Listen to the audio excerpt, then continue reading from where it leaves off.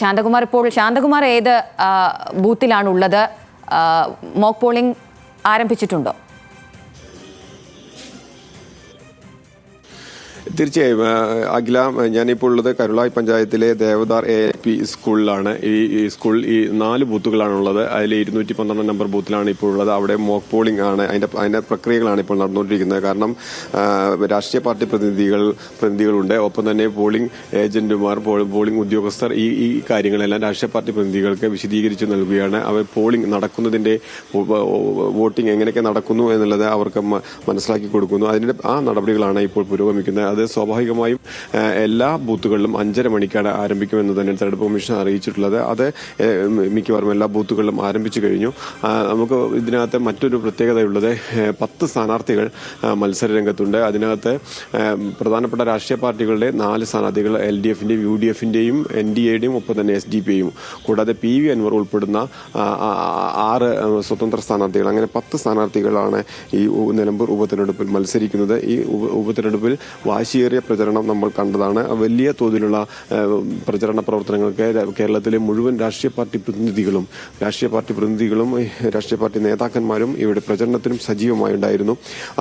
അവരുടെ പ്രചരണത്തിന്റെ, അല്ലെങ്കിൽ അവർ നേതൃത്വം കൊടുത്ത പ്രചരണത്തിന്റെ ഒരു പരിസമാപ്തി എന്നുള്ള രീതിയിൽ തന്നെയായിരുന്നു അതിന്റെ കൊട്ടിക്കലാശവും വലിയ ആവേശത്തോടെ നമ്മൾ കാണാൻ കഴിഞ്ഞത്. അത് തന്നെയായ ആ പ്രചരണ പ്രവർത്തനങ്ങൾ ഇനി വോട്ടായി മാറുന്നതിന് ഇന്ന് നമുക്ക് എത്ര പേർ ഇന്ന് വോട്ട് ചെയ്യും? 2,32,381 പേരാണ് വോട്ടർമാരുള്ളത്. അതിനകത്ത് അത്രയും വോട്ടർമാർക്ക് ഇവിടെ വോട്ട് ചെയ്യാനുള്ള എല്ലാ സൗകര്യങ്ങളുമാണ് ഇപ്പോൾ തെരഞ്ഞെടുപ്പ് കമ്മീഷൻ ഒരുക്കിയിരിക്കുന്നത്.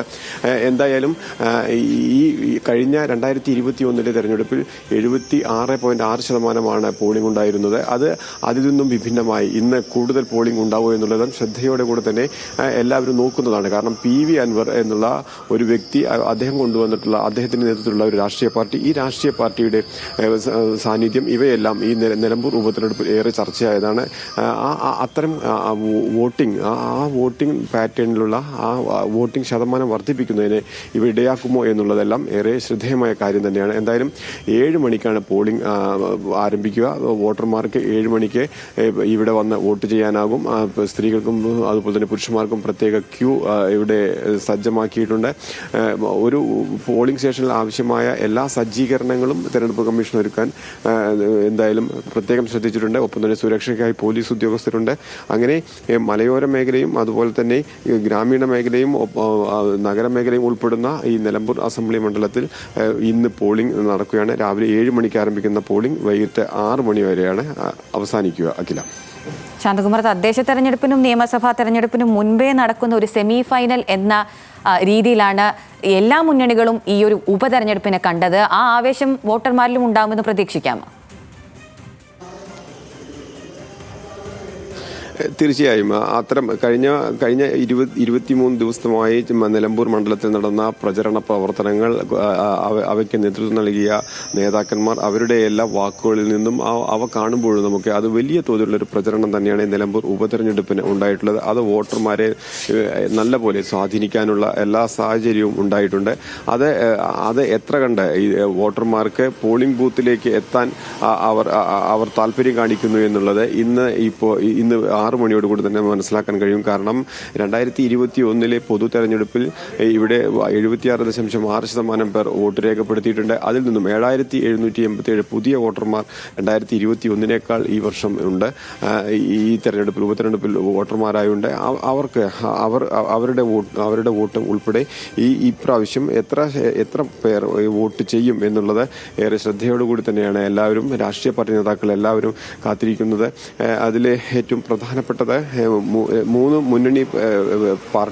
മുന്നണികളുടെയും സ്ഥാനാർത്ഥികൾക്കൊപ്പം തന്നെ PV അൻവർ വോട്ട് എത്ര നേടാം എന്നുള്ളത് 2 മുന്നണികൾക്കും ഏറെ ചങ്കിടിപ്പുണ്ടാക്കുന്ന ഒന്ന് തന്നെയാണ്.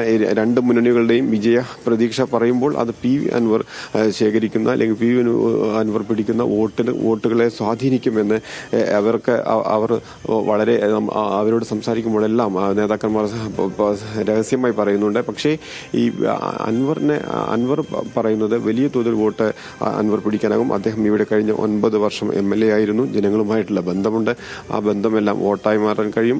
അൻവർ താൻ ഉന്നയിച്ച ആക്ഷേപങ്ങൾ, ആരോപണങ്ങൾ അവയെല്ലാം ജനങ്ങൾ വിലക്കെടുക്കുന്നു. അവയെല്ലാം വോട്ടായി മാറാൻ കഴിയും എന്ന് തന്നെയാണ് PV അൻവറും പ്രതീക്ഷിക്കുന്നത്. അങ്ങനെ 3 മുന്നണി സ്ഥാനാർത്ഥികൾക്കൊപ്പം തന്നെ PV അൻവർ എന്ന സ്വതന്ത്ര സ്ഥാനാർത്ഥിയും ഇവിടെ മത്സരരംഗത്ത് ഉണ്ടാവുന്നു. ആ മത്സരരംഗത്ത് ഉണ്ടാവുമ്പോൾ തന്നെ അവയെല്ലാം വോട്ടാക്കി മാറ്റാൻ PV അൻവറിന് കഴിയും എന്ന് തന്നെയാണ് അൻവറും പ്രതീക്ഷിക്കുന്നത്. ഒപ്പം തന്നെ LDFന്റെ ശക്തനായ ഒരു സ്ഥാനാർത്ഥി M സ്വരാജുണ്ട്. ഒപ്പം തന്നെ UDFന്റെ സ്ഥാനാർത്ഥി നിലമ്പൂർക്കാരൻ കൂടിയായിട്ടുള്ള നിലമ്പൂരിന്റെ നഗരസഭയുടെയും പഞ്ചായത്തിൻ്റെ എല്ലാം അധ്യക്ഷ സ്ഥാനത്ത് വന്നിട്ടുള്ള അരിടൻ ഷൗക്കത്തുണ്ട്. അങ്ങനെ പരിചയസമ്പന്നരായ ഒരു നേതൃനിര അല്ലെങ്കിൽ ഒരു സ്ഥാനാർത്ഥി നിര തന്നെയാണ് നിലമ്പൂരിലുള്ളത്.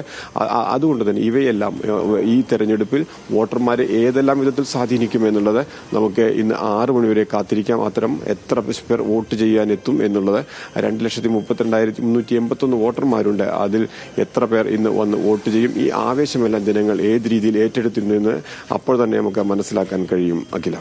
ശരി, ശാന്തകുമാർ.